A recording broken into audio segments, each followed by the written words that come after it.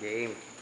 So, okay. Ito naman, ang mga mali at tama sa shoulder. Kanina yung chest, mali tama. So, ngayon sa shoulder program naman.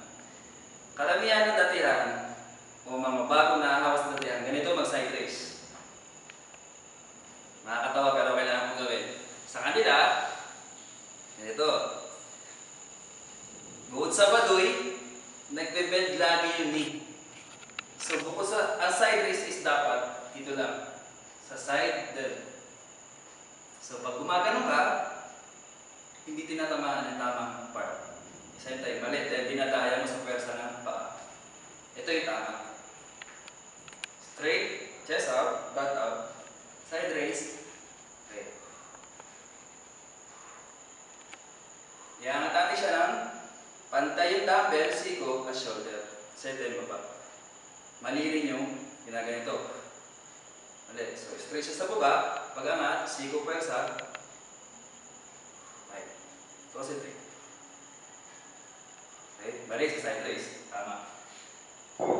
Karamihan ng datihan sa shoulder, hindi marunong magbasa ng equipment. So, dito sa atin, meron tayong squat rack para shoulder press seated. Meron din tayong pang shoulder na plane. Okay? So, dito, ito sila. Kukuha ng bar. Magsasabak ng 2.35. So, mali na naman kasi, tatamaan naman yung lower back. Same time, pwersa na naman sa wrist. Okay? Tira sila. Ang pinapatamaan is shoulder, military press. Ngayon, pag heavy na, parang naman nakalas. So, ang layo, di ba? So, kung datihan kang player, mas the best na marunong ka magbasa ng gamit. So, dito sa atin, pwede tayo dito, mas safe.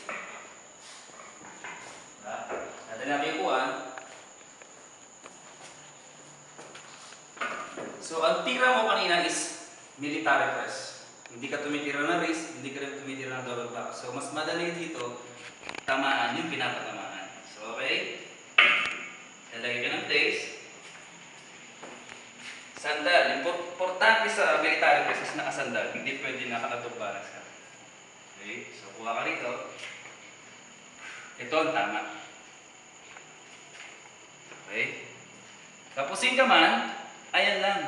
Ayan. So, nandyan lang yung pagsusulian mo. Hindi na bababa na napakadelikado. So, yun ang mga mali sa shoulder. Na sa mga datihan na nakasanayan, mas maganda na magbasa muna tayo ng gamit na pinapasokan natin gym bago tayo titira ng nakasanayan. Kasi minsan, akala natin, tinitingnan tayo sa ganda ng katawan, hindi natin alam na tinitingnan pala tayo sa kabarubalan at maling ginagawa. So, pag nakita tayo ng mga baguhan, gagayahin tayo mali. Okay? So, mas safe, mas okay. Yun, hatag gym.